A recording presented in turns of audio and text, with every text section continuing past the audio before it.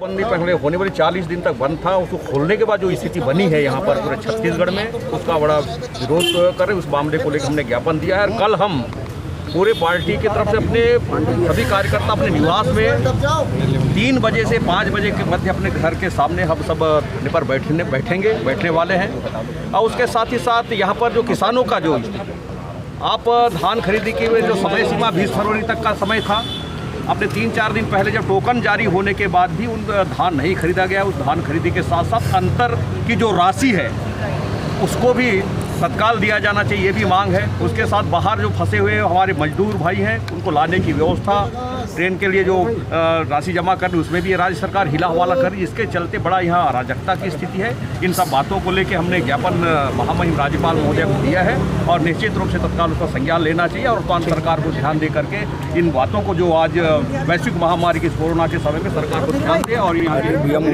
न्याय करे हमारी बात। भाव छत्तीसगढ़ के लोगों के मन में जो छत्तीसगढ़िया कहलाने में गर्व महसूस करते हैं कि छत्तीसगढ़ का मेरा आदमी भूखों मर रहा है, पैदल चलते चलते किसी की जान जा रही है, कोई ट्रक से कुचल के मर रहा है और हजारों हजार की संख्या में रोज छत्तीसगढ़ प्रवेश कर रहे हैं पैदल चलते हुए।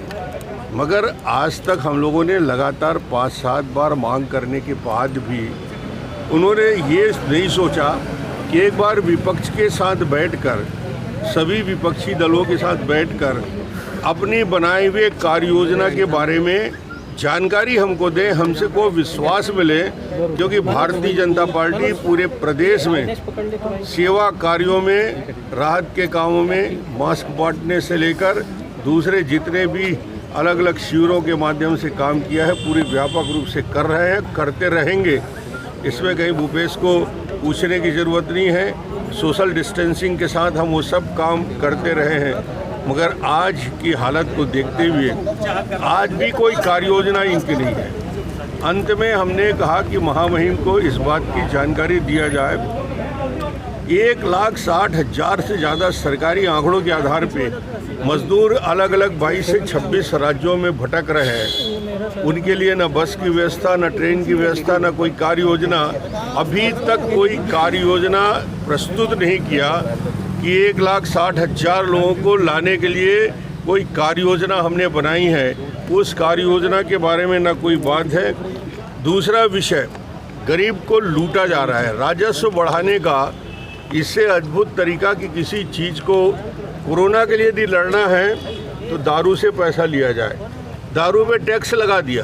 पहली बार ऐसा हो रहा है कि किसी काम के लिए, गौठान के लिए दारू से पैसा वसूला जा रहा है। तो शायद अच्छे नियत से अच्छे काम करना है तो पैसा भी अच्छा होना चाहिए, मगर वहाँ भी गौठान के लिए और इन कोरोना से लड़ने के लिए पैसा लिया जा रहा है। हमने मांग किया है कि मजदूर के बर्तन बिक रहे हैं, मजदूर के गहने, हम उनकी बहनों के, माताओं के गहने बिक रहे हैं और ये सरकार सिर्फ 5,000 के राजस्व के लिए शराब खोल के बैठी है। इसको तत्काल छत्तीसगढ़ में इसलिए बंद करें कि आपने घोषणा किया था, आपने जन घोषणा पत्र में इसका वादा किया था।